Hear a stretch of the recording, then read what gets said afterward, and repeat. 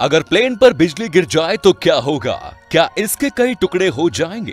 चींटियां हमेशा ऐसे एक लाइन में ही क्यों चलती है? और क्या हुआ जब अचानक ये मुर्गियां ऐसे हरे अंडे देने लगी? इस बदलाव के पीछे का कारण क्या है? जानने के लिए बने रहिए हमारी आज के इस वीडियो के साथ अंत तक।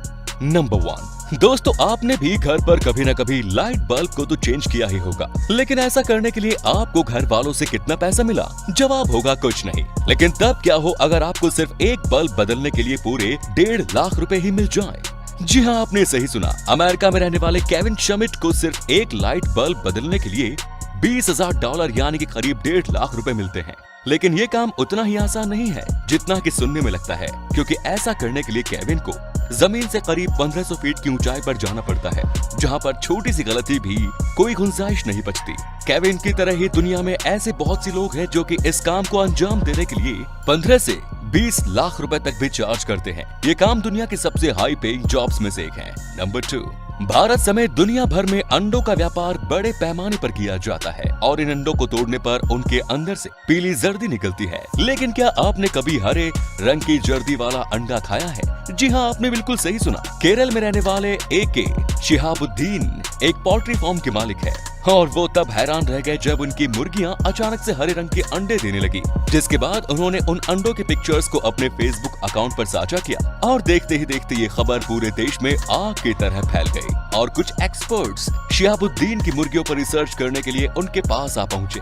उन्हें पता चला कि उनकी मुर्गियां कुछ ऐसा खाती हैं जिसकी वजह से उनके अंडे की जर्दी हरे रंग की हो जाती है। क्योंकि जब उनकी ये मुर्गियां उन एक्सपर्ट्स के पास थी तो 1 महीने के अंदर ही वो नॉर्मल पीले रंग के अंडे ही देने लगे। लेकिन फिर शिहाबुद्दीन ने उन्हें बताया कि वो मुर्गियों को नॉर्मल डाइट ही देते हैं, जिसके बाद फिर एक्सपर्ट्स ने बताया कि हो सकता है उनके घर के पास कोई ऐसा खास पौधा मौजूद हो जिसे खाकर वो हरे रंग के अंडे देने लगी हो। पर ये पौधा आखिर कौन सा है, ये बात वो भी नहीं जानते। नंबर 3, दोस्तों आप सभी ने भी चींटियों के झुंड को खाना ले जाते हुए देखा ही होगा, लेकिन क्या आपने कभी सोचा है कि ये चींटियां हमेशा एक लाइन में ही क्यों चलती हैं?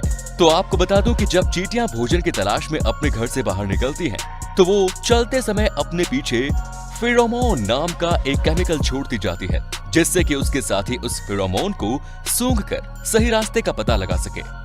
फिर उस चींटी का पीछा करने वाले बाकी की चींटियां भी पीछे उसी फेरोमोन नाम के केमिकल को छोड़ती जाती हैं और ये साइकिल ऐसे ही तब तक चलता रहता है जब तक कि वो सारे भोजन को वहां से ले जाकर अपने घर में स्टोर ना कर दें। और हाँ, चींटियों के हर एक ग्रुप का अपना एक अलग गंध का फेरोमोन होता है, जिससे वो अपना इलाका भी निर्धारित करती है। नंबर 4, मिरर टच सिंथेसिया एक ऐसी बीमारी है जिससे ग्रस्त व्यक्ति अपने सामने मौजूद किसी भी व्यक्ति को छूने भर से ही उसको होने वाले दर्द को महसूस कर सकता है। और अमेरिका में रहने वाले डॉक्टर जोएल सैलिनास भी इसी रेयर बीमारी से ग्रस्त हैं, जिसकी वजह से ये डॉक्टर जब भी किसी मरीज को छूते हैं तो उनका दिमाग उस व्यक्ति को होने वाले दर्द को महसूस करने लगता है। अब इसे कोई बीमारी कहा जाए या फिर किसी तरह की सुपर पावर, ये फैसला आप खुद ही कर लीजिए।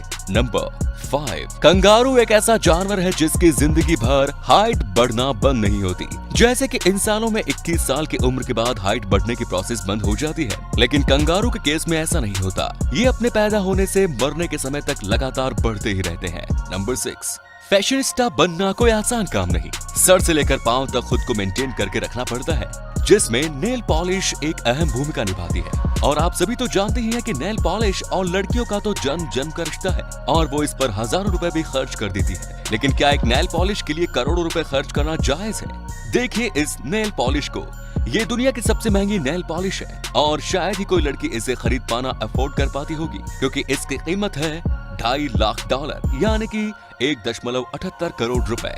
और ऐसा इसलिए क्योंकि इसके निर्माण के लिए 267 रियल ब्लैक डायमंड का इस्तेमाल किया गया है।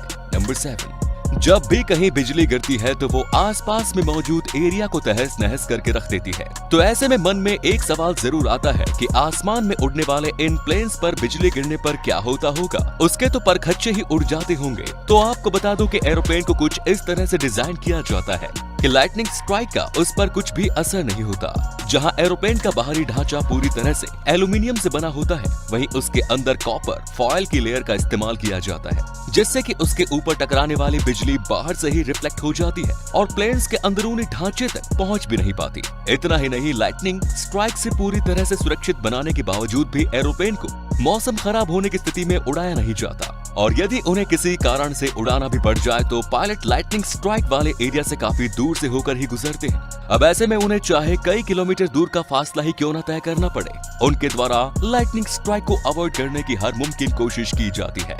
नंबर 8।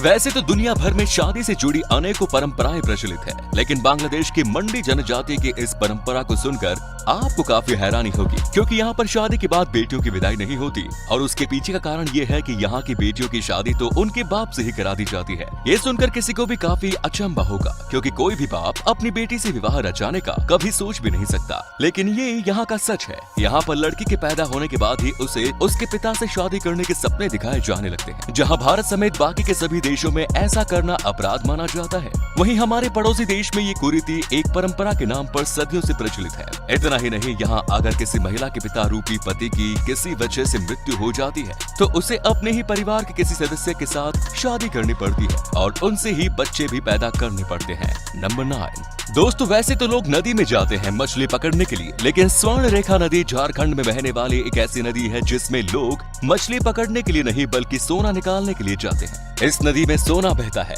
474 किलोमीटर लंबी इस नदी में सदियों से सोना निकाला जाता है। यहाँ पर रहने वाले स्थानीय लोगों का मुख्य पेशा इस नदी में से सोना निकालना ही है।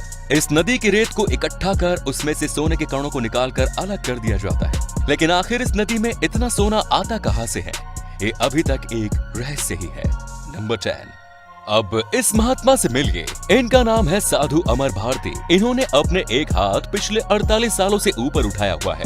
साधु अमर भारती भगवान शिव के भक्त हैं। सन 1973 में विश्व शांति का संकल्प लेकर उन्होंने एक मुट्ठी बंद करी और अपने उस हाथ को हमेशा हमेशा के लिए हवा में उठा लिया, जिसे आज तक इन्होंने कभी नीचे नहीं किया। खाने से लेकर सोने तक हर वक्त एक हाथ उनका हमेशा इसी मुद्रा में रहता है। उनका कहना है कि शुरुआत में तो उन्हें थोड़ा बहुत दर्द जरूर होता था, लेकिन भगवान शिव की भक्ति ने उनके इस दर्द को भी उनके संकल्प के आड़े आने नहीं दिया। वैसे इंसान अगर ठान ले तो क्या कुछ नहीं कर सकता। इसका जीता जागता एग्जाम्पल है साधु अमर भारती। नंबर 11।